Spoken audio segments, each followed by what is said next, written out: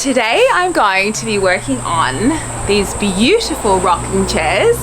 So I picked up these rocking chairs, a beautiful set, can you believe it, on the side of the road. Someone was actually throwing these out.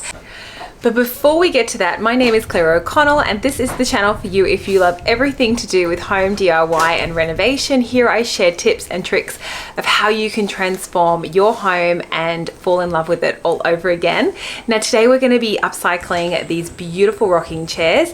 Now I did have some grand plans to paint them because I thought that was the only option. However, as you'll see as the video progresses, it's always good not to necessarily have a set plan in your mind and to be fluid as the project starts to unfold, because I actually went in a completely different direction and I am so glad I did. So let's go check it out. So the first thing I'm going to do to bring these gorgeous chairs back to life is I'm going to sand them. So I'm not planning to stain them or do anything like that, so I don't need to strip all the paint off. I was going to use a paint stripper, but it's a little bit more effort than necessary, whereas all I need to do really is just get a really nice smooth finish. So I'm going to go ahead and sand, and I'll be able to easily sand these flat areas with the orbital sander, and then I'll just use a coarse hand sander to do you know, the more rounded pieces there. So let's get started. I started to sand back some of the wood, got a little bit carried away.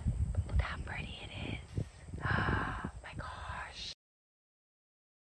So we're back, and since I last spoke to you, we have done lots and lots of work on our chairs, so I thought I would share with you. So I'm sitting on one which is actually finished. So what I ended up doing was I sanded back the arms, and I was actually just planning originally just to take the paint off. So let's just give you a reminder. This is what it looks like originally. This is the chair I haven't done yet.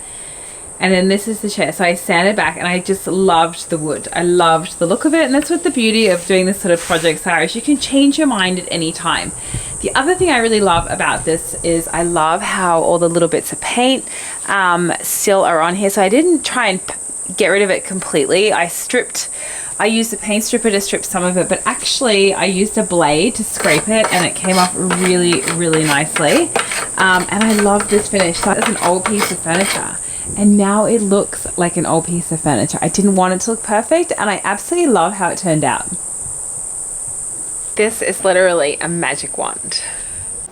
Right, so my beautiful chairs are now finished and they look gorgeous. And I'm keeping them rough, like I said. So what I'm going to do now is just use a timber oil all over the chair and the weave, just to protect them from the elements and make sure that they last another 50 years. So using a roller, I applied the oil all over the chairs and the weave. I did a really nice heavy coat. I left it for 24 hours to let it dry and sink in, and then I did a second coat, and they look absolutely gorgeous. I'm so happy with how they turned out.